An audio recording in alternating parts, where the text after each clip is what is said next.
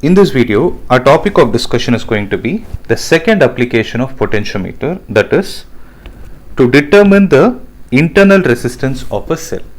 So in the previous video, we had two cells and we tried to compare their EMF.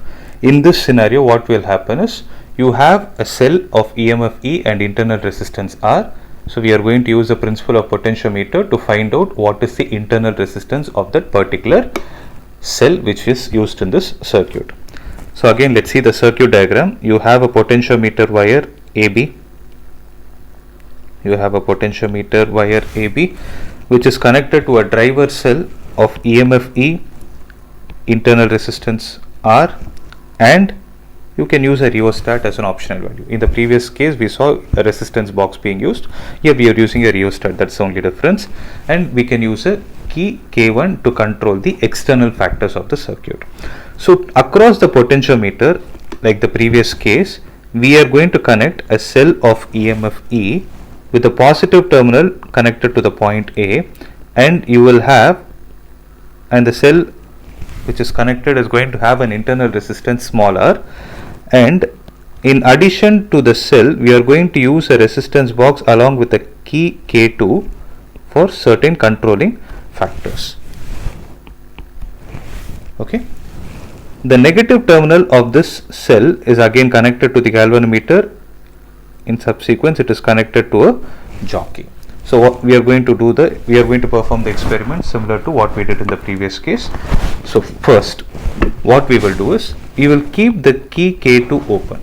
So when you keep this open, then what is going to happen is this part of the circuit doesn't come into picture. So this is how you can see, you will see. That is, it will look as if there is only the cell of EMF E and internal resistance which is connected across the potentiometer. Then what we will do, we will start moving the jockey.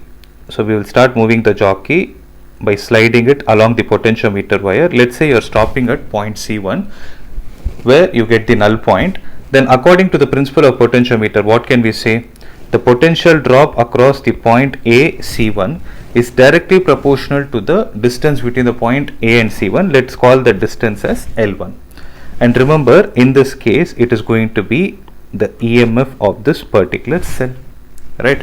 So VAC1 can be written as K times L1. This is also going to be EMF. So this is going to be the first equation. That is what is mentioned here.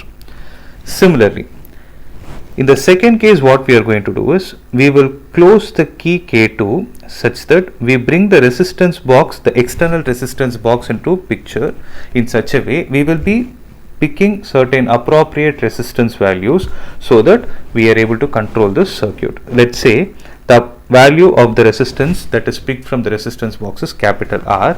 Then what is going to happen is again you will start moving the jockey. Now when you move the jockey, let's say you are getting the balance point or the null point. Let's say you are moving the jockey and you are getting the null point, say at point C2, then what will happen is the potential difference between the points A, C2 is equal to, what is going to happen? It is K times L2.